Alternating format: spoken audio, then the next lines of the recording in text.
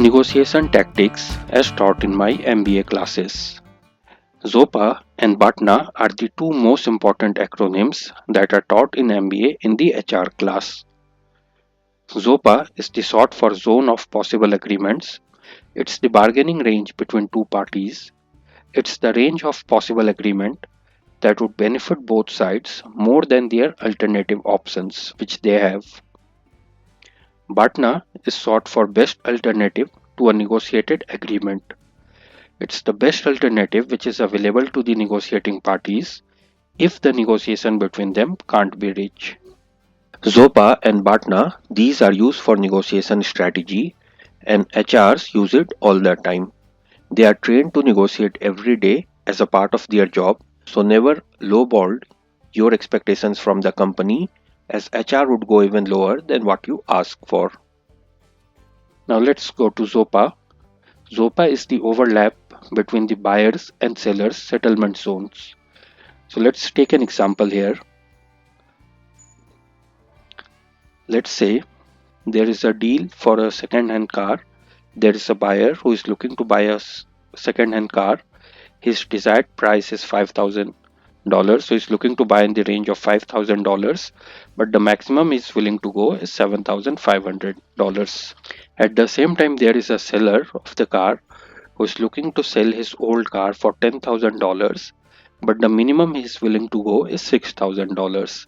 So this zone between $6,000 and $7,500.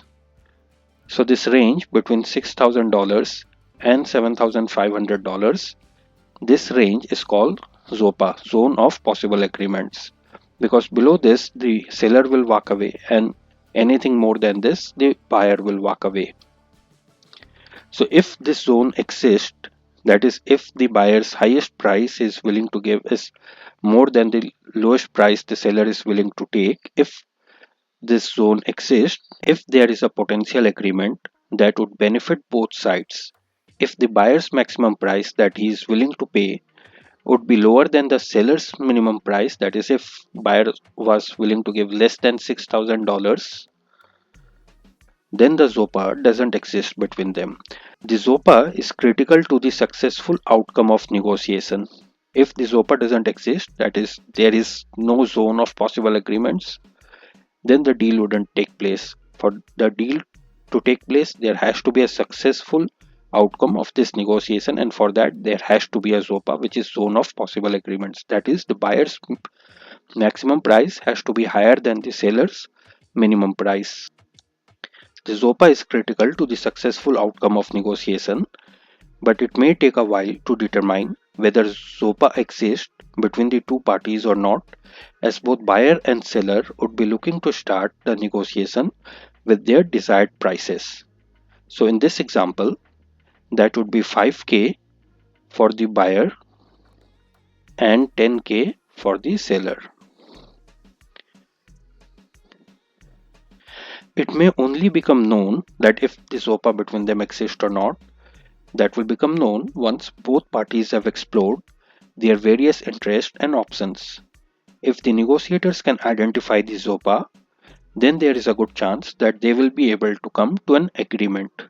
In order to identify the ZOPA, both sides must know their alternatives, and that is called BAFNA, their walkaway position. And remember, the side which gets up first from the negotiating table wins the negotiation. So now let's move on to the BAFNA. So for the same example, the buyer has a desired price which was $5,000 and the worst price he was willing to give was $7,500. At the same time, the seller had a desired price of $10,000. Obviously, he would take anything above that, but that is what he was aspiring to get for his car, and this $6,000 was seller's worst price. Now, why is this seller's and buyer's worst price? Well, maybe let's consider an example. Let's consider an example that maybe seller has another buyer at this price who is willing to take the car for $6,000. So there's no way the seller is going to sell his car for less than $6,000 to this buyer. And in the same range, let's consider that this buyer has talk to another seller of another car, which is a much better car and available at $7,500. So there's no way he's going to pay more than this price for this car to this seller. So their zone is between $6,000 and $7,500, but the seller's alternative is the other buyer who is willing to pay $6,000. So that's his BATNA. That is his best alternative to this negotiation. In the same breath, buyer has another seller at this price, so that is his best alternative. Now the value of knowing your BATNA is that it provides an alternative if negotiations fall through. So if both these parties fail to reach a negotiation among themselves, the seller has another party, so he has an alternative he can sell his car to, and in the same breath the buyer has another party from whom he can buy a car as well. So this provides negotiating power to whichever party has a partner, because not in all the cases everyone will have partner, right? Maybe for the seller he has two buyers, so he has a partner but buyer doesn't have a partner in that case, so he will be obliged to pay more than 6,000 to buy the car. But if he has a partner, let's say at 7,000, then the ZOPA will shrink from 6,000 to 7,500 to 6,000 to 7,000 now. So it determines your reservation point, that is the worst price you are willing to accept. So this 6,000 is the worst price for the seller and 7,500 is the worst price for the buyer. This is their reservation point. They are not going to go beyond that. Now both parties must determine for themselves what alternatives they have to this agreement. This is the best course of action which they can pursue if a negotiated agreement is not reached between these two parties. In this example, the buyer's alternative could be another seller willing to sell the same car for, or even a better car at $7,500. So that is his partner. Similarly, the seller might have another buyer willing to take the car at $6,000. So that would be his partner. No way he is going to sell that car to someone else below that price now. So now let's move to identifying the ZOPA. If both sides know their own partner and walkaway positions, the parties should be able to communicate that with each other and assess proposed agreements and eventually identify the ZOPA between them. However, parties often do not know their own partner and are even less likely to know the other side's partner. Often, parties will pretend that they have a better alternative than they really do, as good alternatives usually translate into more power in the negotiations. But the result of such deception, however, might be apparent loss of a ZOPA and hence a failed negotiation. So if you put your partner too high for buyer, however, the result of such deception might be the apparent absence of ZOPA and hence a failed negotiation where a ZOPA actually did exist. For example, if the seller, rather than saying that the next buyer is at $6,000, he would have told to the buyer that he has an alternate buyer at $8,000, and this buyer actually did had a partner of $7,500, so there would have been a loss of ZOPA there.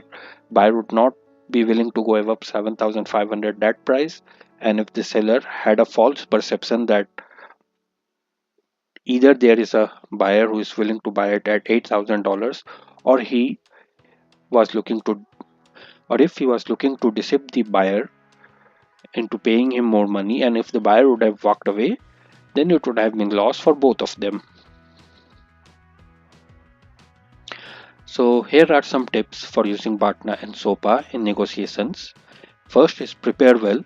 Before entering a negotiations, both parties should have a sense of each other's BATNA.